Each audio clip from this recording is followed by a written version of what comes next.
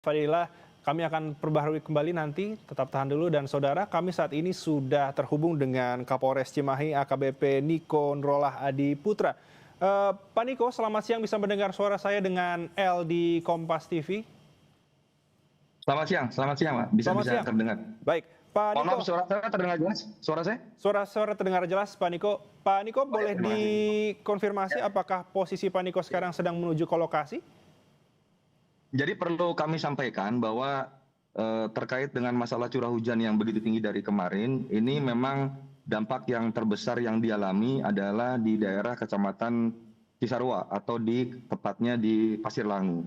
Nah, tapi ini kami baru juga melakukan pengecekan ke beberapa lokasi lain, yaitu tepatnya di daerah wilayah Lembang, yang mana itu lokasinya di sekitaran Desa Sukajaya.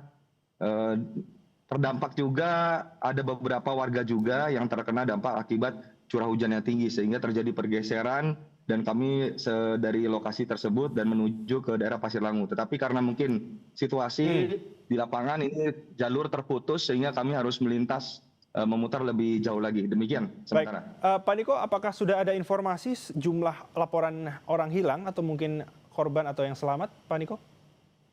Sampai dengan saat ini tentunya ada beberapa data yang sudah kami rekap dari laporan yang ada, kurang lebih 114 data, dan masih terus kami lakukan pemvalidan data karena masih ada beberapa juga korban yang berangsur-angsur ditemukan. Dan saat ini ada kurang lebih 24 yang sudah bisa berhasil dilakukan evakuasi. 24 ya? Dan juga masih, ya betul, sekarang juga, tapi nanti kami coba akan validkan untuk datanya. Dan hal tersebut kami juga sudah lakukan upaya terkait dengan pembentukan beberapa pos, yaitu salah satunya adalah pos DVI yang di lokasi terdekat, maupun untuk koordinasi dengan stakeholder terkait dari BPBD maupun dan hal sebagainya. Baik, kalau untuk korban jiwa atau korban yang hilang, ada jumlah yang sudah didapat? Data sementara mungkin, Pak Niko? Data sampai dengan saat ini kami untuk korban yang hilang ada 114. Oke.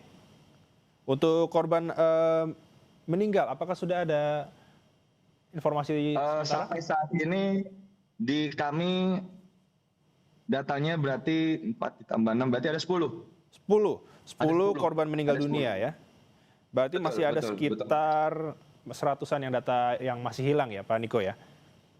Ada 21 yang selamat, sehingga kalau 21. daftar yang 21, kalau daftar yang hilang sampai dengan data kami saat ini ada 89. 89 data hilang. Oke, baik. Betul. Tapi tentunya nanti kami akan coba validkan lagi kembali datanya sampai menunggu waktunya, karena mungkin situasi di lokasi juga masih cukup rawan, karena mengingat kami khawatir terkait dengan adanya mungkin longsor susulan dan sebagainya. Demikian. Oke, baik Pak Niko, apakah ada langkah berikutnya yang akan dilakukan? Mungkin akan ada pembangunan posko sementara terkait dengan warga yang terdampak? Ya, kalau posko sudah kami bangun seketika itu dengan koordinasi juga dari pihak Polda Jawa Barat, sudah menurunkan tim, baik dari rekan-rekan juga dari DVI sudah membuatkan pos di lokasi tersebut. Kemudian juga sudah berkoordinasi untuk rumah detensi, sehingga tempat evakuasi dari beberapa korban yang berhasil kami lakukan penyelamatan. Kemudian juga terkait dengan masalah upaya untuk memberikan jalur atau pengamanan di lokasi tersebut, mengingat dampak bahayanya bila mana terjadi longsor susulan. Demikian. Baik, untuk Pak Niko terkait dengan korban yang hilang, ini untuk evakuasinya akan dilakukan bagaimana Bapak? Apakah akan berjalan secara maksimal? Ada berapa orang yang akan dikerahkan untuk melakukan evakuasi? Baik, saat ini kami terus melakukan koordinasi dengan BPBD maupun dari stakeholder terkait, dan kami sudah koordinasi juga dari Polda Jawa Barat untuk bisa menurunkan tim yang untuk segera melakukan evakuasi di lokasi tersebut, mengingat lokasi titik Cisarua ini besar, walaupun ada juga di lokasi Lembang yang melakukan pergeseran tanah kurang lebih ada 12 rumah dan dilakukan juga evakuasi. Tentunya kita akan melaksanakan evakuasi secara maksimal sehingga bisa dilakukan hari ini atau mungkin beberapa waktu ke depan. Demikian. Baik, terima kasih Bapak AKBP Niko Nurullah Adi Putra, Kapolres Cimahi. Bapak hati-hati di jalan, semoga evakuasi dapat berjalan dengan lancar. Terima kasih, Pak Niko. Terima kasih. Baik, terima kasih. Baik. Saudara, saat ini kami sudah tersambung dengan Kepala BPBD Jabar, Bapak Teten Ali Mulku. Pak Teten, boleh di-update terkait dengan longsor yang terjadi di Bandung Barat, Pak Teten, hingga saat ini? Ya, terima kasih. Jadi hari ini memang terjadi dua longsoran ya, terjadi di Bandung Barat. Yang pertama di Pasir Langu, yang kedua terjadi di Lembang. Ini memang apa namanya, mungkin salah satu penyebabnya dikarenakan ada intensitas hujan yang cukup tinggi. Memang ini sesuai dengan early warning yang dikeluarkan oleh teman-teman dari BMKG. Nah, sampai dengan sini korban hilang, detailnya kami masih terus mengumpulkan informasi sekitar 100-an gitu ya. Mudah-mudahan sih kurang lah ya, kurang daripada itu. Dan sementara ini yang ditemukan sekitar 10 ya, 10 dan mudah-mudahan tapi kami ini saya dalam perjalanan, soalnya dalam perjalanan belum bisa memastikan detail seperti apa kejadian di lapangan, karena ini banyak sekali longsoran-longsoran kecil di menuju lokasi. Ini memang cukup curam ya. Ini sekitar 7 menit lagi kami Oke, mencapai lokasi. Demikian. baik. Pak Teten, berarti ini ada terjadi dua longsoran di Lembang dan juga Pasir Langu, dan tadi sempat Dan berbicara dengan Kapolres Cimahi bahwa ada 10 orang meninggal. Ini berarti di tempat yang sama ataukah dari data, kemungkinan dari data dua tempat ini, Bapak? kami belum bisa memastikan ya, saya takut salah datanya. Oke, Yang jelas kalau yang di Lembang ini sekitar 2 orang dipastikan meninggal dunia di Lembang itu. Yang di Pasir Langu kami belum sampai ke lokasi nih, saya dalam oke. perjalanan soalnya. Baik, Bapak dari tim BPBD Jawa Barat, apakah sudah dikerahkan untuk melakukan evakuasi, Pak Teten? Halo, Pak Teten? Pak Teten, terkait dengan proses evakuasi, apakah sudah mengerahkan tim ke daerah Pasir Langu, Pak Teten? Ini dalam kami sudah memerintahkan dari pagi tadi, sudah teman-teman bergerak termasuk dari halo. Sudah. Dan alat-alat yang dibutuhkan alkohol dalam apa namanya, dalam proses pengiriman. Kalau secara personil kita sudah di lokasi ya, kerjasama dengan teman-teman di KBB ya, Oke, KBB. baik. Pak Teten, sebenarnya kalau bicara mengenai kondisi wilayah di Pasir Langu, Pak Teten, apakah memang di Pasir Langu ini rawan terjadi longsor, Pak Teten?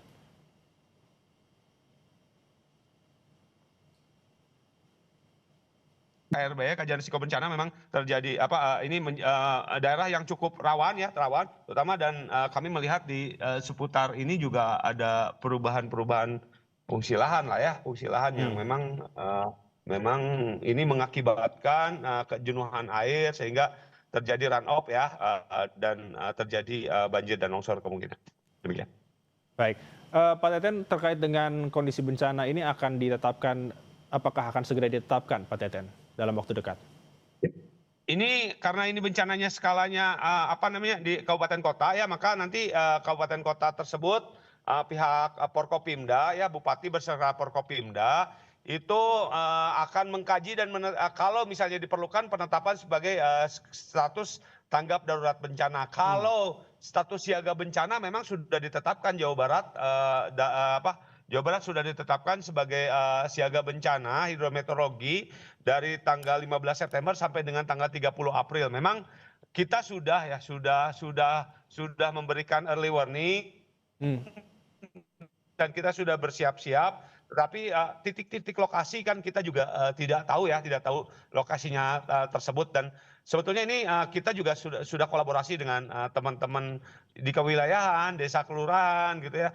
Cuman ini juga menjadi masukan ke kita, autokritik terhadap kita bahwa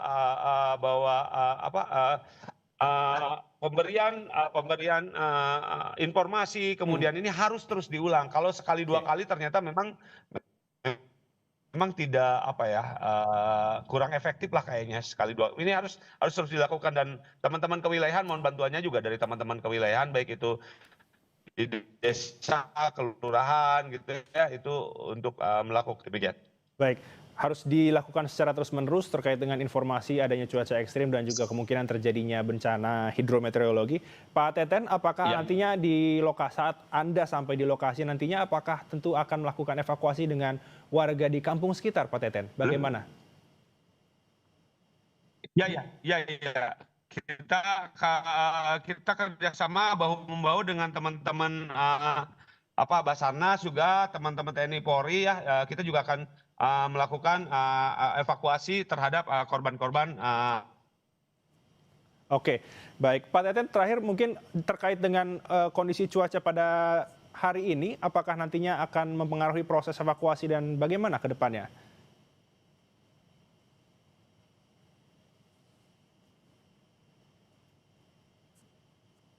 Halo, Pak Teten.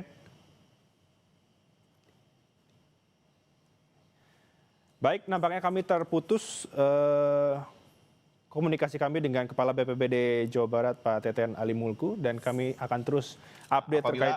Apabila Baik. ya. Ya. Halo. Halo, Pak Teten. Ya, silakan Pak Teten.